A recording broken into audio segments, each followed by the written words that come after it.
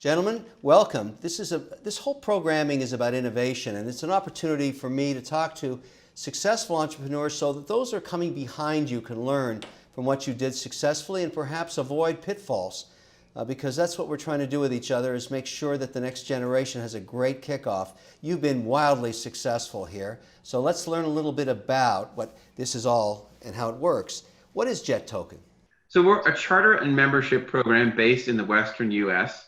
We're taking delivery of 4 Honda Jets later this year to sell membership on and to charter when they're not in use by members. We have an app in the iOS store now called Jet Token, all one word, where you can charter an aircraft. You know, there's about 2,800 in the U.S., maybe 4,000 globally we can access for you. And there are new versions of that coming out later this year, one for iOS, another for Android, which will have some pretty neat new features. Beyond those two things, there's a third and really important part of what we do, which is integrating the blockchain into private aviation in kind of a no-hassle way that gives you some features and benefits that we think are pretty unique. So this actually, Kevin, was an Israeli startup, believe it or not, and came out of an accelerator program in the city of Ashdod, which is just south of Tel Aviv. And then we moved back. We're fortunate enough to attract George to the business, who is very modest, but he's built Part 135 operations, actually Whole Airlines as the lead, and has an enviable career. He's a big part of our story. But I think, Kevin, one of the things that we're trying to do is, if you remember what it used to be like to book commercial travel, you know, you had to call up your travel agent, you told them where you wanted to fly and when, and your travel agent would get back to you in a day or two with some options. But you actually had no idea, were these good, bad, or indifferent? And then, you know, you had the Expedias of the world come along and really create transparency to the market. And to a certain extent, that's a little bit of what we're trying to do as well with the app that Mike mentioned. Well, let's talk about the actual process. So if I'm in, let's say I'm in San Diego, I want to get to San Francisco and come back. What do I do? Well, let me ask you first, what do you currently do if you're doing that? Well, you know, because a lot of people don't really know how to go about it. Right. And so the first thing they would do is like do a Google search. I would say to my, my team, look, I've got to get to San Francisco. I got to be there by 1 o'clock. I want to be back in LA or San Diego by 5. Give me my options. Do I take a limo? Am I going to charter something? Am I going to go commercial? Give me the best strategy for what I got to get done here. And make it cost efficient, because travel is a huge cost to what I do. Yes. I spend millions of dollars flying around the world every year. Yeah, and what they would typically do, assuming for a moment you're not a program member or have a fraction. Not anymore. I've been through everything you possibly know about jet ownership and programs and units and everything. I've tried everything. Right. So what they would probably do is they would have a go-to charter broker that they would call up and say, listen, you know, this is Mr. O'Leary's schedule. What can you do? And then the broker would come back to them and say, okay, I can do ABC for him.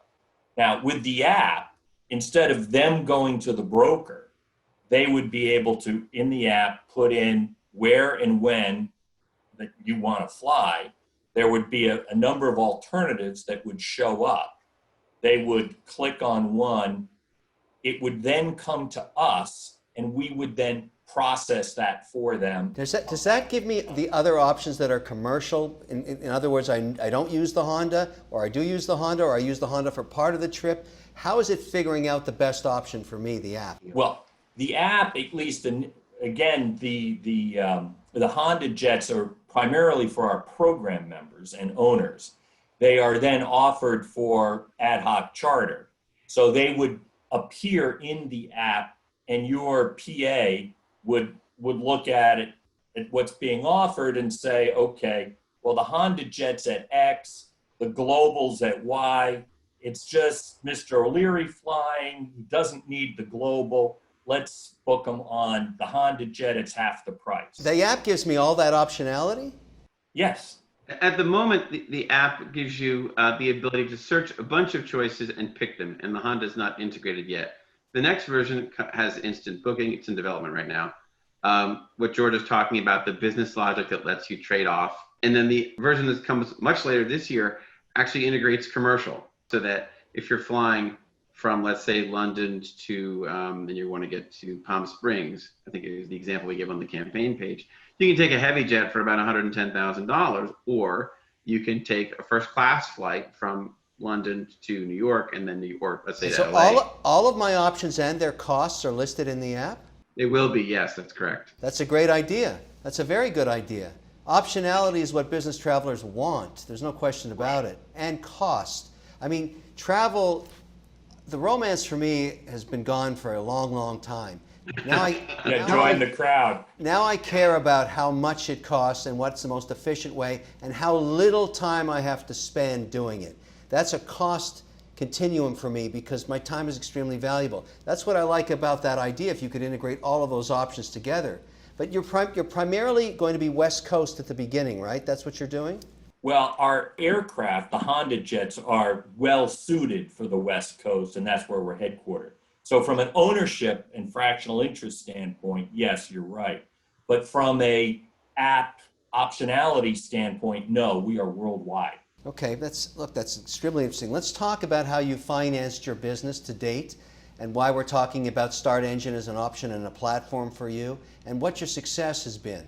And also, I'd like to know, while we're thinking about it, any great entrepreneur has had some hell they've had to cross a bridge on. I know that. I've been one myself. Most entrepreneurs that listen to this kind of conversation don't just want to hear the warm and fuzzy times. They want to know what you faced and how you got around it.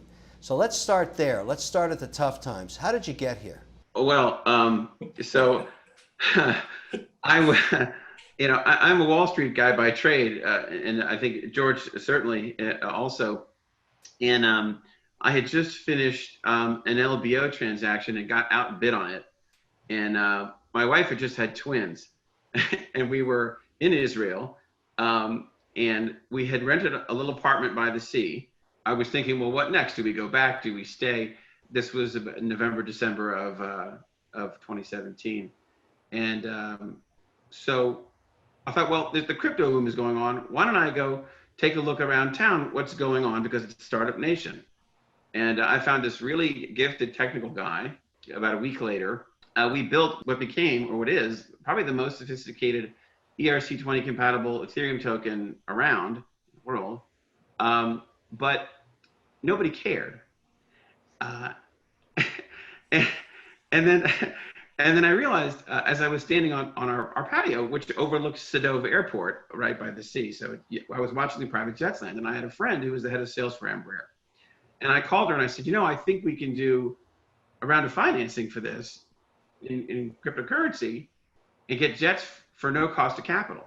And we have this technology that we built that will make it possible for travelers to book and share identity and clear security. And she said, yeah, that sounds like a pretty good idea. And then she tried to sell me some planes. You mentioned early on the idea that you've integrated blockchain into this model. Explain that to us, because blockchain is thrown around a lot in a lot of different places because it's a sexy buzzword right now. But how does it actually add value to your app? Two ways.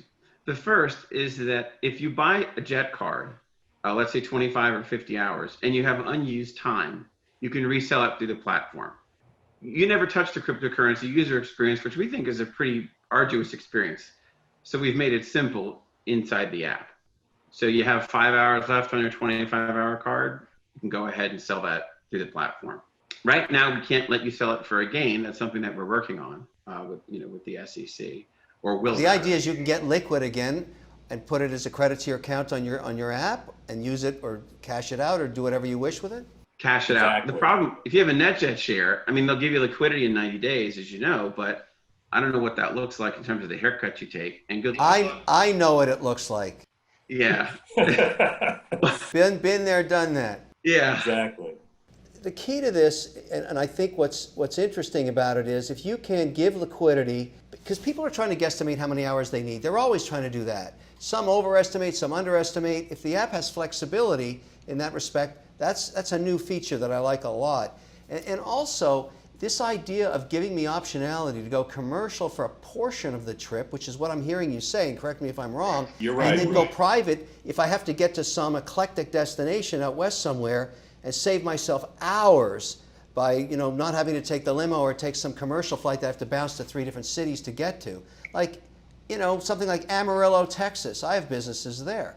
That's not an easy place to get to. But the point is, I may want to go commercial to a major hub and then just hop on a Honda to get there. Can I do that? In the West, that's our ambition, yeah. But we want to start in one geography where there's pretty good weather, where it's one type of aircraft, kind of like what Southwest did. And then as we earn success, be able to take incremental risk thoughtfully, carefully. That's something George is pretty good at. I'm really intrigued because optionality with price associated with it on travel is a huge issue for a business like mine and many, many others. I mean, I've got investments in over 50 companies. Travel is a nightmare. It's just a nightmare, and it's not fun, and it's very expensive, and it's a necessity, and you have to figure it out. So I like that. Let's get back to how you're going to finance this thing. What were your initial experiences? Why are we together now on StartEngine? What do you see as the pros and cons? What about the speed and access to capital? Give me a snapshot of all that. We actually didn't do an ICO in the end, or an IEO, or an STO. We did a Reg CF because I come from the securities industry, and I was concerned about the legal implications of those transactions. And we were fortunate enough to have a heavily subscribed or heavily oversubscribed offering in the Reg CF with StartEngine. Which platform did you do it on? We did StartEngine for $1,070,000 under a Reg CF. And now we've gone and followed up with a Reg A also with StartEngine because we had such a good experience. They really are on the vanguard of this. So you're going to a Reg A, you want to play with the big boys. Do you find that as a good feature for you? Is that one of the reasons you're staying on StartEngine? You don't have to be on StartEngine for a Reg A. You could go back to the more traditional methodology. But why are you staying? Well, two reasons. One is we like and we understand the StartEngine machine. And they now have a broker-dealer license, which gives them the flexibility to do something like a Reg A. And second, I kind of like the idea of acquiring investors who could also be customers. So I like to double dip, you know, because some of the people who put in $99 or $9,000, they say, and oh, by the way, you know, I live in Palo Alto, and, you know, what is your membership like? I don't know if we had, let's say, of a smaller number of Reg A investors, if we would get that kind of benefit. Under the Reg A rules, are you allowed to incentivize your potential investors with getting a proprietary deal on your platform? Because I think you're spot on. The opportunity to market to individuals as investors, which really is a double bond, makes a lot of sense. That could be extremely interesting. And obviously the StartEngine platform would allow you to do that if it was compliant. The farthest we were able to go with that in terms of the economic model was if an investor came in for $50,000, we give them lunch with George, a tour of the Honda plant in Greensboro, North Carolina, and then actually a test flight on the aircraft afterward. But what we haven't done is say, well, you know, in a business with, you know, 10 to 15% industry margins, we're going to give up, you know, 5 points of margin because you invested here and now you're going to fly there. It's something we're open to, but it's something we also want to be really careful about. Fair enough. Let's talk about the process you went through. The CF is obviously for the $1,070,000, and then you're going through a much bigger raise on the A. How has it been working with the StartEngine people? What guidance can you give to those that are going to come after you that want to hear what the whole journey was like? How was compliance? How are the people? How was the platform in helping you market? What did it have that others didn't have? I mean, what's the reason you're in this ecosphere? Well, I think because we had such a good experience the first time, we came back for more, and we don't have to take exposure to the IEO, ICO market and risk selling securities before we get a no action letter. That's sort of the biggest thing, in that we're a blockchain company that is squeaky clean from a regulatory perspective, but still raising capital. Yeah, I think I like one of the things we ought to point out, though, Kevin, is that, you know, Reg A, as you say, is completely different from Reg CF. You know, the process, the registration, and everything else. Now, Mike and I are lucky that, you know, we've done this on the banking side and kind of know how, you know, a registration offering works and what's needed. But I think, you know, if I had to give any advice, it would be get a very good lawyer who's had experience in this that can guide you through it. The guys at StartEngine are great, but they're relying on the issuer to, you know, file a good registration statement, cross all the T's, dot the I's. And if you don't have the experience, you really need to find someone who does. because that just will make the process that much easier and cleaner. Why didn't you guys go to traditional private equity or venture capital, even for a deal the size of your A filing? I think part of the reason is that we were pretty oversubscribed on the Reg CF, and we kind of wanted to let those people in as a first order matter. And staying with StartEngine and doing the Reg A, we were able to kind of gather those folks. And then we were here and we realized, well, as you say, Kevin, the Reg A is the Reg A is the Reg A. So if some other larger private equity or traditional financing person wanted to come in and invest, I think there's a $2 million limit on the platform. So we really didn't limit ourselves in a fundamental sense. We could still be smiling and dialing and taking meetings, and although not meetings, given what's going on, but actually, come to think of it, it's a pretty good thing we chose this, since we can't be in person for those kinds of meetings. It's true. I mean, I was interested in, there's other platforms. StartEngine is not the only equity crowdfunding platform. I'm interested in understanding from you, how important was the critical mass of investors it has? Because, when I was looking at this, I've been doing due diligence on this space for 2 years. I'm really intrigued with it. And to me, this is going to be a very big part of how entrepreneurs finance in the years ahead. There's no question. Because you can align your interests. And I thought to myself, why don't I just do this myself? I've got 4 million followers. Everybody, that's an entrepreneur generally knows who I am for various reasons. And then I started digging into all the different platforms. I like to check out the competition. The thing that struck me was critical mass of investors already active on the platform. To me, that's a problem for me to go and compete with. It really is. I don't know how to copy that overnight, but I want to ask someone who's actually used it. How important was that to you? There's two things. One is you asked about compliance and the process and the people at StartEngine, and they're all excellent, by the way. I just wanted to bring that back. They're very good. They know what they're doing. And the Reg CF process, unlike the Reg A process, is much more straightforward. You don't even really need an attorney for it because the compliance and the legal support you get at StartEngine is so strong. You probably should have one, but if you don't, they can walk you through it. And that's how the law is written and how it's intended. Reg A, again, bigger affair, bigger dollars. George is quite right about that. But to answer your question, there's two things about StartEngine I like. One is, there's a critical mass of investors, right? They've, hard scrabble, they've done it. They've built this following. And the second thing is that they allow you to withdraw capital as you raise the capital. So that, let's suppose your offering is going to take 90 days or even longer, you can take money out as it's coming in and hit milestones and report success to those who've invested in you, which is cool. I don't think the other platforms will let you do that. And don't forget the credit card aspect too. Was very important. You find the platform kind of fits the stage of where your business is. Let's segue to 5 years from now. What's the game plan for where you want to take this? Where does Jet Token and where's it going? What's it going to look like in 5 years? And as you think about financing its growth, where are you going to do that? Well, I think, you make an interesting point because 5 years from now, we're probably at a much larger size with much larger aircraft and quite a bit more. And at that point, you're in a more traditional charter airline financing mode, which is typically either lease or bank financing on the assets and cash flow financing, on the underlying business. So you kind of have to morph from where we are now to that. And, at some point, we're going to have to be at a more traditional financing platform than a StartEngine or a crowdfunding platform.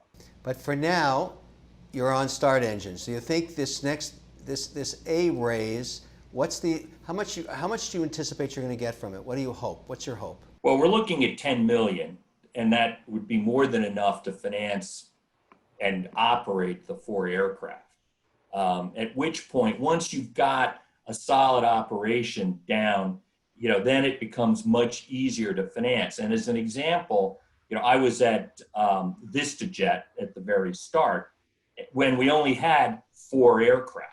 And, we were then able to, when we could show that the model was working, then it was very easy to go to the traditional sources, whether or not it's commercial banks or leasing companies, and finance aircraft. And, Vista then got to 70 aircraft, acquired ExoJet. So, now it's over 100 aircraft.